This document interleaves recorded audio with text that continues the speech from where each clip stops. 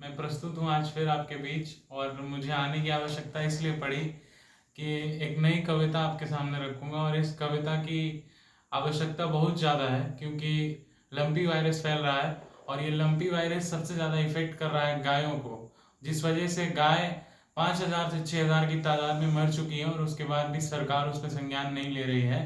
तब हम जैसे लोगों को कविता लिखनी पड़ती है ताकि उनकी जान बचे।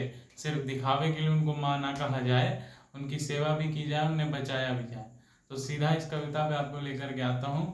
लिखा है कि गाय अगर वोट देती, इस कविता का शीर्षक ही यही है कि गाय अगर वोट देती। लिखा है कि गाय अगर वोट देती तो दिखावा ही सही, कम से कम उपचार तो होता।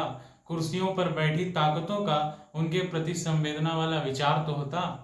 मगर अफसोस उनके पास वोट देने का अधिकार नहीं है। लंपी से मरे या किसी और वायरस से मरे, कोई भी उनका आज पहरेदार नहीं है। कोई भी उनका आज पहरेदार नहीं है। और कह रहे हैं कि गाय अगर वोट देती तो सिर्फ कहने के लिए नहीं, उसे असल में माँ जैसा प्यार मिलता।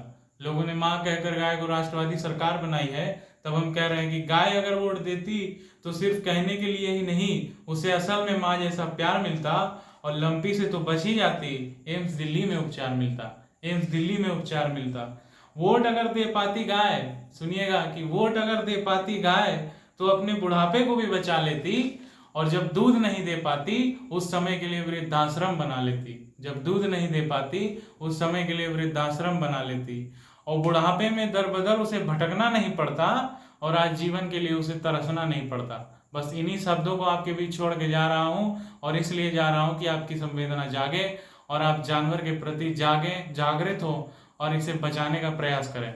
बहुत बहुत धन्यवाद।